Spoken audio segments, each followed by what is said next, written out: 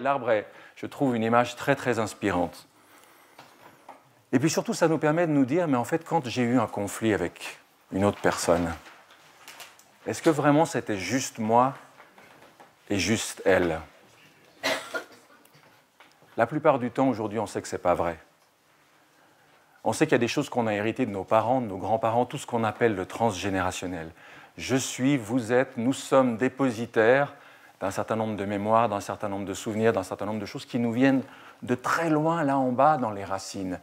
Et qui font que, comme le disait Luc Nicon l'autre jour, il y a des fois, et d'autres intervenants d'ailleurs durant ces 3 jours, il y a des pensées qui nous viennent, il y a des choses qui ne viennent pas de nous, qui viennent d'ailleurs. Et puis la personne qui est en face de moi et qui peut-être m'a agressé, est-ce que j'ai aussi juste elle devant moi? Non, je n'ai pas seulement elle devant moi. J'ai une personne qui est liée à une famille, qui a des racines dans une culture. Elle vient de tel pays, de tel quartier, de telle ville. Qui a peut-être aussi des racines dans telle religion. Donc, quand la violence se décharge entre nous, de garder ça à l'esprit, de se dire, mais au-delà de la partie visible, ce sont 2 collectifs qui se croisent et se rencontrent à travers 2 individus de circonstance.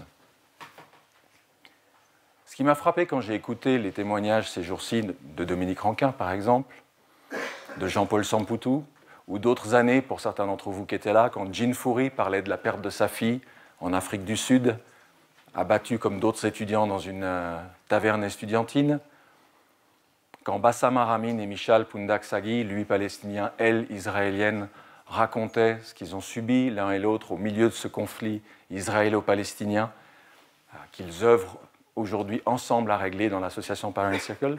Ce qui frappe dans tous ces exemples-là, c'est que finalement la violence dont ils nous parlent n'est pas une violence personnelle. Ce n'était pas dirigé contre eux personnellement, c'était dirigé contre ce qu'ils représentaient. Que ce soit de représenter tout un peuple comme les Hutus ou les Tutsis, ou les Israéliens ou les Palestiniens, ou les Blancs dans l'histoire de Jean Foury, ce sont des collectifs qui étaient dans de telles tensions que ça s'est déchargé à un moment à travers telle ou telle personne de circonstances.